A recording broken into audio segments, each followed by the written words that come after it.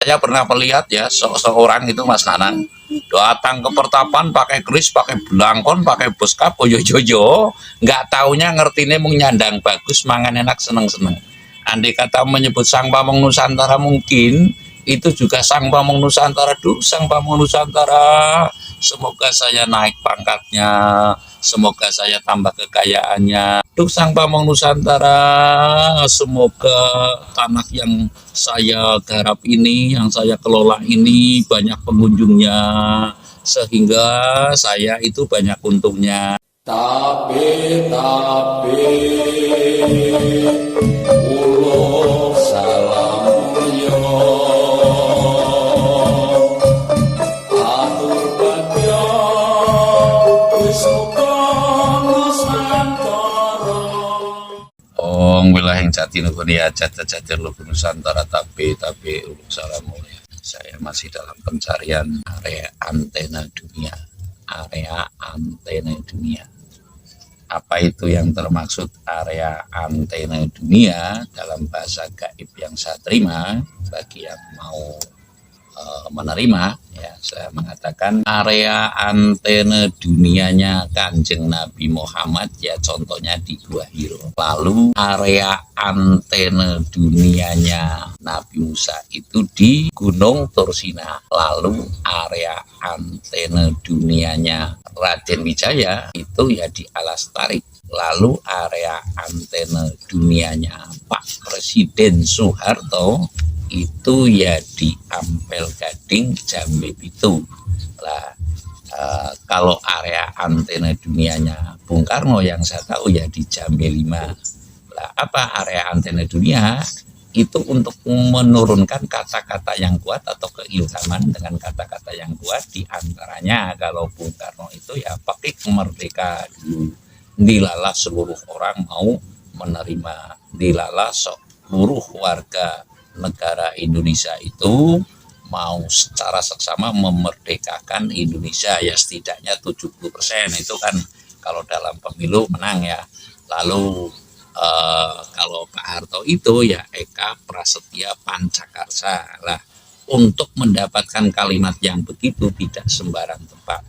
Ibaratnya orang mau memasang tower atau repeater tower atau yang lain lah, yang jelas itu tidak sembarang tempat untuk bisa memasang tower itu. Semestinya harus tepat sekali secara perhitungannya, secara jangkauannya, gelombangnya dan sebagainya, radiasinya mungkin gitu, karena saya bukan orang teknis. Sehingga saya sangat menyesalkan pula kepada oknum yang taunya hanya sugih melarat pinter bodoh ya.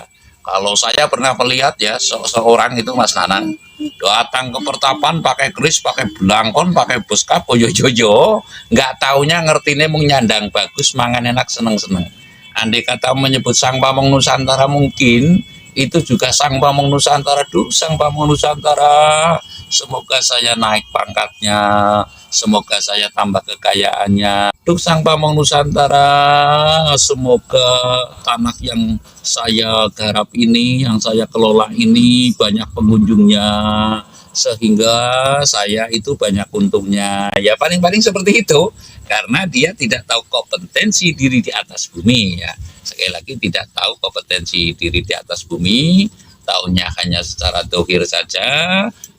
Urip ngerti nemung nyandang bagus, mangan enak ya, terus senang-senang mungkin, terus mendapat predikat si A, si B, dan sebagainya, lalu mendapat predikat ketua saja ya, apalagi kalau ibaratnya menjadi instansi kayak jenderal mungkin, kayak Sambo mungkin.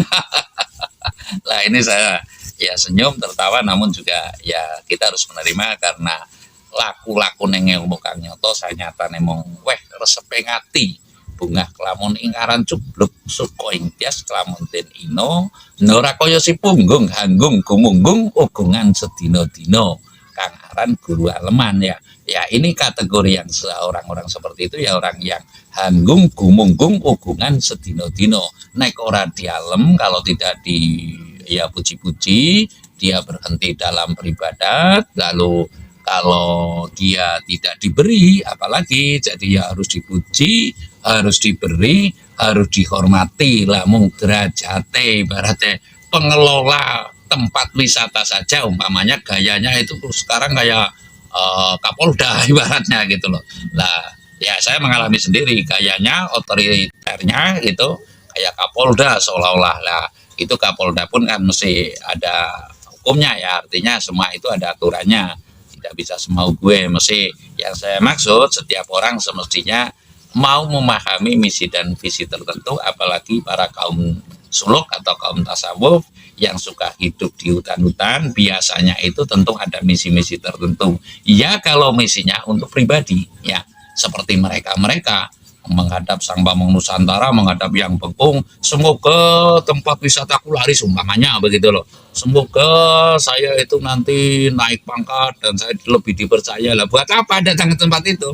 Karena ada tempat-tempat tertentu yang memang skalanya itu umpamanya ini porsinya sebagai dokter ya kurang tepat umpamanya gitulah. Lah dalam hal ini saya memandang ya Antena Dunia Bengkung itu adalah sebagai dokter untuk memperbaiki moralitas bangsa Indonesia dan kewajiban Indonesia. Nah, jadi saya ini tahap pencarian entah kemana, yang jelas saya cara memasang tower itu tidak sembarang tempat ya. Mohon maaf pula kalau saya itu menyinggung karena saya juga disinggung dulu gitu ya. Artinya kita secara seksama semoga kaum-kaum yang demikian itu bisa terketuk hatinya bahwa tidak semua orang yang datang ke tempat-tempat seperti itu mencari untuk kepentingan pribadi ya. Ada sebagian orang yang terkodrat untuk memayu Hayuning Bawono, apalagi kondisi Indonesia sekarang sudah demikian ya. Ya karena kelakuan-kelakuan kita juga, kelakuan kita loh, saya nggak memandang siapapun kita, karena kita tidak peduli, tidak empati saja enggak ya. Jangankan mendukung materi, ya mendukung kebolehan dengan etikat baik ya. Kami pun datang dengan baik, kami pun menyerahkan identitas kami dan kami bukan pencuri, kami bukan maling. Itu saja masih tertuding ya karena otoriter, karena mungkin dia juga membawa kepentingan. Namun ya saya tidak masalah, saya tetap akan mencari pencarian Sendang Bengkung dan saya ucapkan selamat tinggal Yang Bengkung.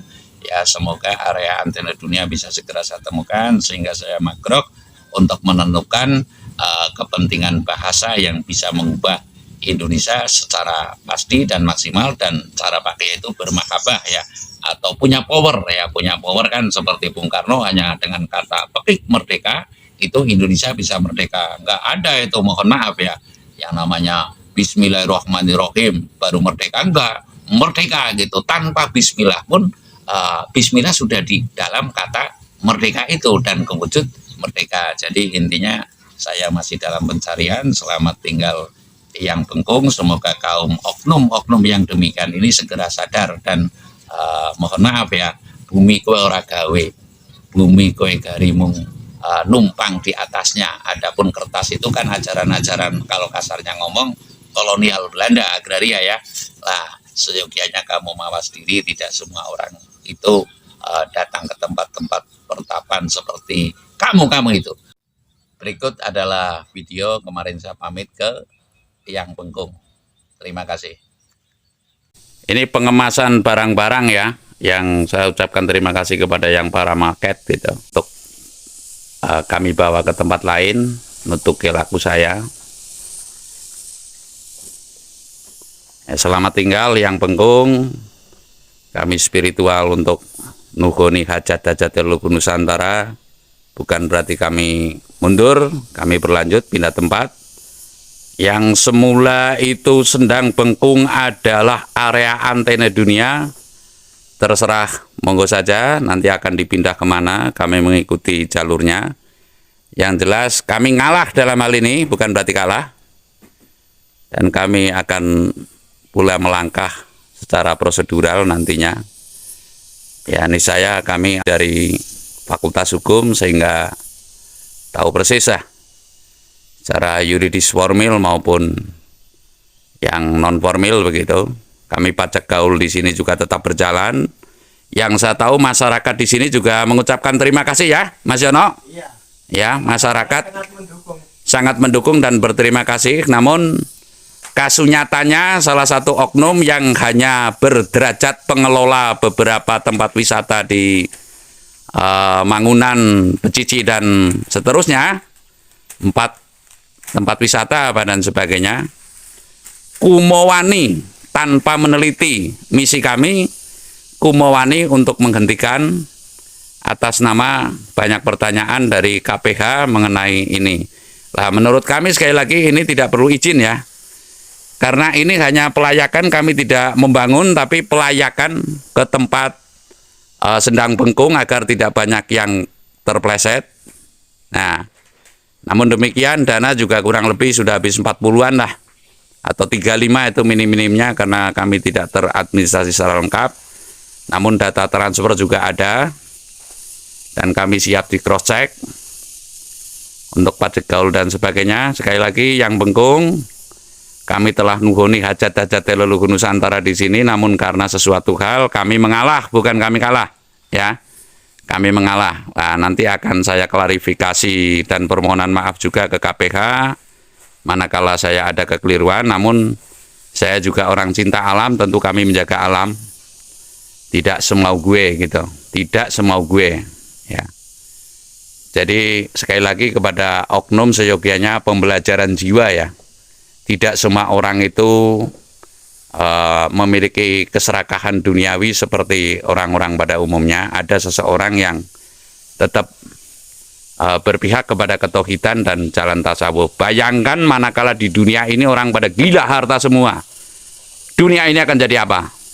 Ngaten, matur nuwun agar kalian semua merasakan seperti apa yang saya rasakan dan dampak daripada terlunta-luntanya kaum suluk seperti kami nanti akan seperti apa jadinya.